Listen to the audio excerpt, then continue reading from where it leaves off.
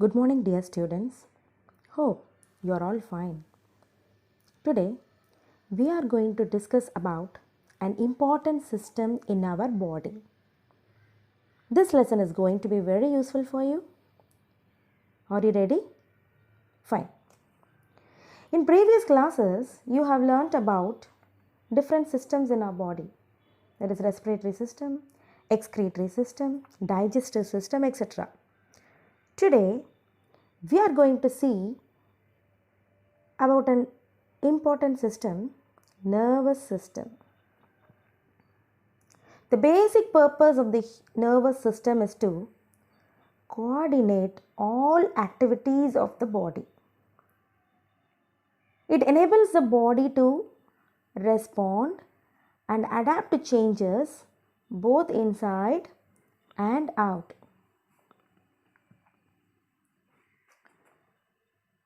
This nervous system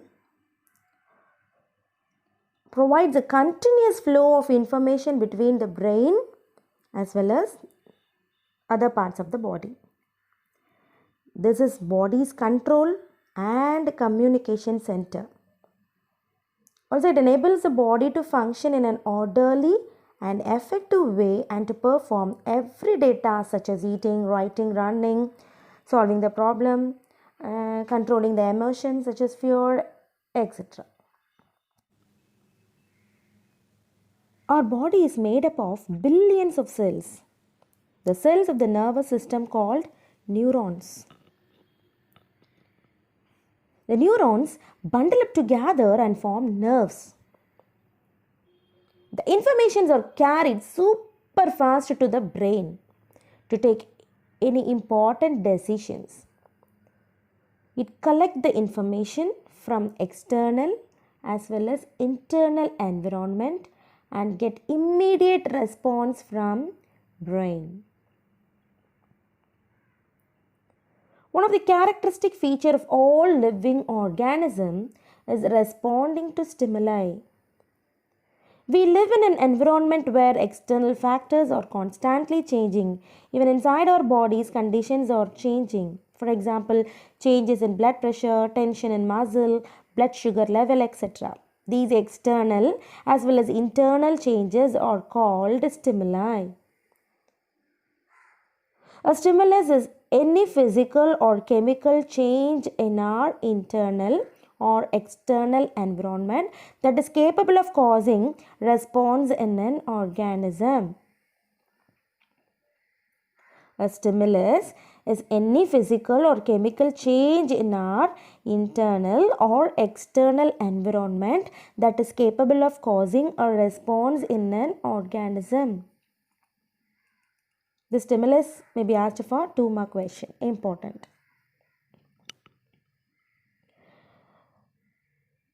So, this stimuli is detected by the receptors present in the body. The receptors are the sensors on the body that detect stimuli. These receptors can convert the stimuli into electrical signals called impulses. For example, ear picks up the sound, eyes pick up the light waves through the retina, and nose picks up the smell, and these sensory organs carry the informations very quickly to the brain with the help of neurons. Can you follow? The receptors are nothing but the sensors on our body which can detect the stimuli. And then what is effector? So if a stimuli is produced to the sensor, immediate response will be produced from the brain. So the brain sends information through the nerves and our body respond to it. That's what we say it as effector. Here are some examples for effector. If you move your arm, the muscle contracts, isn't it? Muscle squeezing, saliva from the salivary gland, or hormone secretion in the blood. All these are a kind of effectors produced. That is, effector is nothing but a kind of respond. If a stimuli is produced, definitely there is a respond. Not only human beings, all living organisms produce responds to the stimulus. See, an animal is secreting saliva automatically if a food is shown to it. So here the food is stimuli, what the animal sees. So the eye picks up what? Not only human beings, all the living organisms respond to stimuli. See, this animal immediately starts to secrete saliva if a food is shown to it. Here the food is a stimuli and the saliva secretion is a kind of response. If you touch a hot body, suddenly you take your hand away. So here heat is a stimuli and taking away your hand is a kind of response. And the plant moving towards the light, it's a kind of response. So all the living organisms respond to stimuli. So to provide a response, all our body parts work together.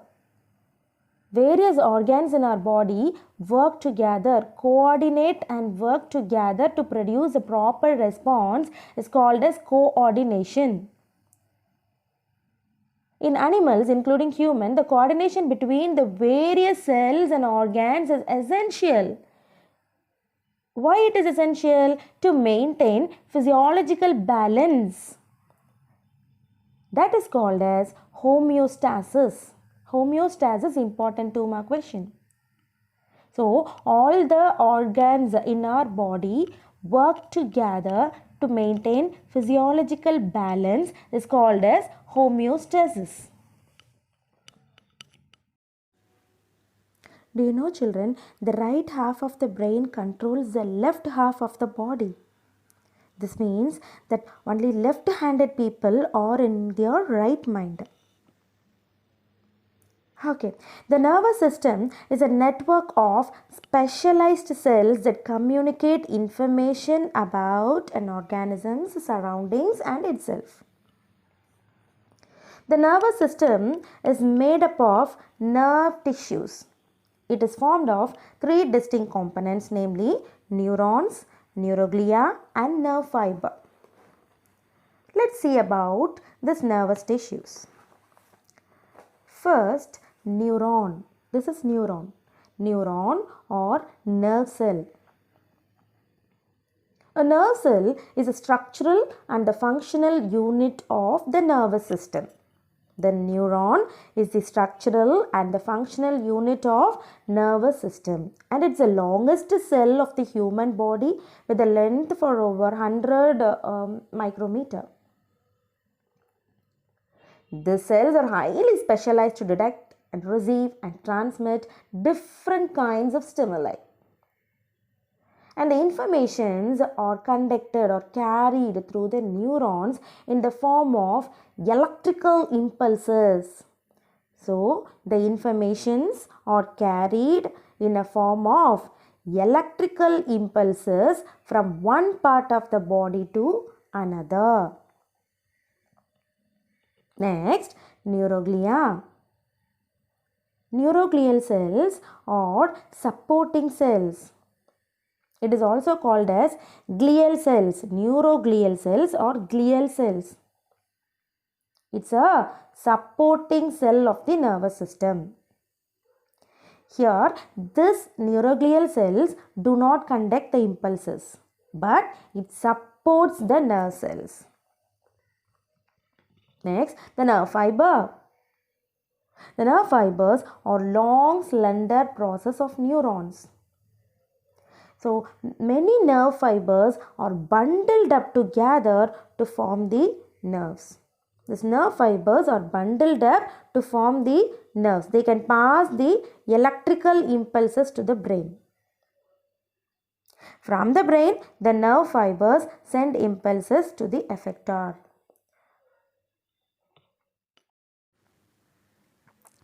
Now, we are going to see one important 7-mark question, structure of neuron. The neuron consists of 3 basic parts. The structure is more or less equivalent to tree. So for the tree, three major parts are branches, trunk, root, isn't it? Likewise, in the neuron also, there are three major parts: cyton, dendrites, axon. The branches of the tree are more or less equal to the dendrites. Trunk part is like axon. Root part is like axon terminal.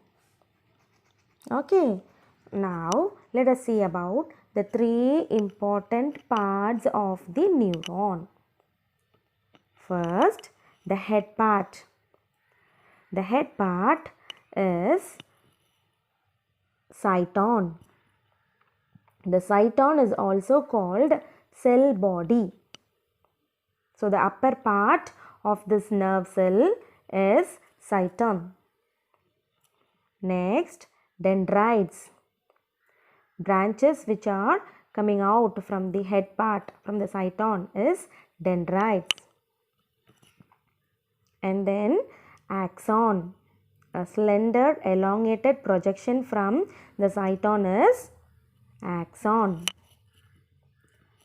And then the lowermost part, axon terminal. So about this we are going to see in detail. So what are the parts to be remembered, important parts to be remembered? The upper part is cyton or cell body. Then dendrites. And then axon. And this part is axon terminal. First, let's see about the head part, that is cyton. It is also called as cell body or perikardion. It is also called as cell body or perikardion. And this upper part, that is cyton, has got abundant cytoplasm. The cytoplasm is called neuroplasm. The jelly-like substance which is present inside the cyton is neuroplasm. Okay, and this cytoplasm has got large granular body called Nissls granules. Minute granules are present here called Nissls granules. And also it contains other parts, other organelles such as mitochondria, ribosome, lysosome, endoplasmic reticulum are present. They don't have ability to divide. Okay, the several neurofibrils are present in the cytoplasm and help in the, what's the main function? It helps in the transmission of nerve impulses to and from the body, cell body. So the main function of the cell body is to transmit the nerve impulses. Am I clear for you? In the center, nucleus is present. Nucleus in the middle, that purple colored circle is there. No, that is nucleus. Surrounding that pink color part is cytoplasm. And few more organelles are present in the cytoplasm. So the cytoplasm is called as what? Neuroplasm. And many Nissls granules are present in the cytoplasm. So this is about the head part, that is cell body of the neuron. Next, dendrites. The numerous branches are coming out from the cyton, isn't it? So these are the numerous branched cytoplasmic processes that project from the cell body. They conduct nerve impulses towards a cyton. The branched projections increase the surface area for receiving the signals from the other nerve cells. Next, axon. The elongated, there is a single elongation projects out from the cell body, isn't it? This part is called axon. Okay, and then the end of the axon, can you notice at the end of the axon what is present? axon terminal. Now we'll see about the axon first. So axon is a elongated projection from the cell body. And then the plasma membrane of axon is called axolemma. The covering of the axon is called axolemma. And the substance, the cytoplasm is present inside the axon, which is called as axoplasm. So the cytoplasm, the substance which is present inside the axon, is called as axoplasm. And what's the function? It carries the impulses away from the cyton. And this axon is covered by a protective sheath called myelin sheath. So the myelin sheath only protects the axon, and it is made up of Schwann cells. So the myelin sheath is made up of what? Schwann cells. These Schwann cells are also called as neurolemma. These Schwann cells are also called as neurolemma. And then in between the myelin sheath, you can see some break, that is space in between. So the myelin sheath breaks at intervals by depressions called nodes of Ranvier. What is that? Nodes of Ranvier. So myelin sheath breaks at certain intervals by a depression called nodes of Ranvier. And the region between the nodes is called internode. So the region between each node is called internode. And what's the function? This myelin sheath acts as an insulator and ensures rapid transmission of nerve impulses. So the transmission of nerve impulses, that is what? Carrying the informations. Conduct the informations. Okay, that is about the axon. And this is the complete structure of neuron. So the uppermost part is what? Cell body. In the middle, what is present? Nucleus. Surrounding the nucleus, what is present? Cytoplasm. And cytoplasm contain few organelles like mitochondria, ribosome, lysosome, endoplasmic reticulum, etc. And then dendrites are what? They are the branches which is projecting out from the cell body. Okay, it increases the surface of the cell body. Sorry. And next, a single elongated slender projection is what? Axon. And the axon is covered by what? Myelin sheath. Okay, and then neurolemma. What is neurolemma? Schwann cells are otherwise called as neurolemma. So the myelin sheath protects the axon. And this myelin sheath is made up of what? Schwann cells. And the intervals between the myelin sheath is called nodes of Ranvier. Okay, and then at last, can you notice synapse? Synapse, lowermost part in the axon terminals, you can see synapse. What is the synapse? The junction between the axon terminals of a neuron and the receiving cell is called synapse. The junction between, very important 2-mark question, the junction between the axon terminals of a neuron and receiving cell is called synapse. The information from one neuron can pass to the another neuron through these junctions with the release of chemicals. What chemical? Neurotransmitter. It is known as neurotransmitter. So this neurotransmitter is released from the synaptic knob, which is helpful in transforming the informations. So one neuron never touches the other neuron. There is a space between the neurons. Even though there is space, informations are carried. Impulses are carried. How? With the help of synapse. This junction is called synaptic junction. Okay, so this synapse helps in the transformation of stimuli or informations from one neuron to the other. So, in today's class, we have discussed about the structure of neuron. Very important question, structure of neuron. Thank you.